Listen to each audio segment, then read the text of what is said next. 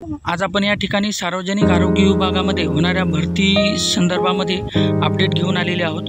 तर 29 सप्टेंबर 2021ची अधिसूचना आहे। या अधिसूचनेला आज आपण हायलाइट करण्याचं कारण एकच आहे का महाराष्ट्र शासनाच्या सार्वजनिक आरोग्य विभागाच्या आधिपत्याखालील आरोग्य सेवा आयुक्तालयामधील बहुउद्देशीय आरोग्य कर्मचारी पुरुष गट क यांचा सेवा प्रवेश नियम बदललेला आहे। आता हा सेवा प्रवेश नियम का आहे तर परिमंडळ याचा अर्थ महाराष्ट्र शासनाच्या सार्वजनिक आरोग्य विभागाने प्रशासकीय प्रयोजनासाठी स्थापन केलेले जिल्हानिय गट असा आहे। आयुक्तालय यांचा अर्थ महाराष्ट्र शासनाच्या सार्वजनिक आरोग्य विभागाच्या अंतर्गत असलेले आरोग्य सेवा आयुक्तालय असा आहे।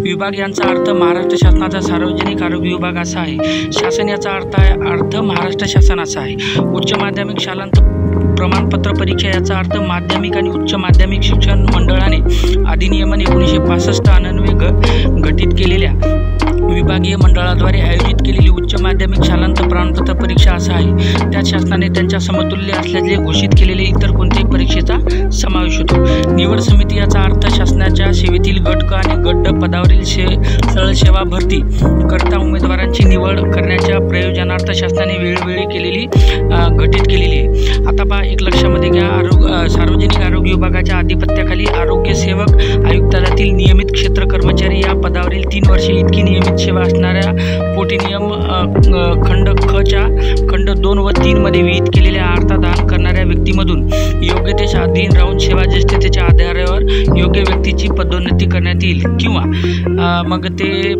विज्ञान शाखेतून माध्यमिक परीक्षा शालांत प्रमाणपत्र परीक्षा किंवा शासनाने तिच्याशी समतुल्य केलेली इतर कोणती परीक्षा उत्तीर्ण केलेली आहेत। म्हणजे समतुल्य परीक्षा कोणती आहे 12वी सायन्सला तर पॉलिटेक्निक केलेलं आहे। तर आरोग्य विभागाच्या कुटुंब कल्याण प्रशिक्षण केंद्र सार्वजनिक आरोग्य संस्था नागपूर यांच्याकडून आरोग्य कर्मचारी पदासाठी निश्चित केलेला निमवैद्यकीय मूलभूत प्रशिक्षण अभ्यासक्रम किंवा आरोग्य कुटुंब कल्याण मंत्रालयाने मान्यता दिलेला स्वच्छता निरीक्षक सॅनिटरी इन्स्पेक्टर किंवा महाराष्ट्र शासनाने मान्यता दिलेला स्वच्छता निरीक्षक सॅनिटरी इन्स्पेक्टर किंवा समकक्ष अभ्यासक्रम पूर्ण करून उत्तीर्ण असणे आवश्यक आहे। अशा उमेदवार मधून निवड समितीने आयोजित केलेल्या स्पर्धात्मक परीक्षेच्या निकाला आधारे नामनिर्देशन करण्यात येईल। लक्षामध्ये घ्या, आपण जे काही वाचले ते एका स्पष्ट भाषेमध्ये सांगतो। येणाऱ्या काळामध्ये आरोग्य विभाग महाराष्ट्र शासन याची जी पदभरती होईल त्या पदभरतीमध्ये 12वी सायन्स प्लस सॅनिटरी इन्स्पेक्टरचा डिप्लोमा लागेल आणि तो डिप्लोमा केंद्र शासनाने मान्यता किंवा राज्य शासनाने मान्यता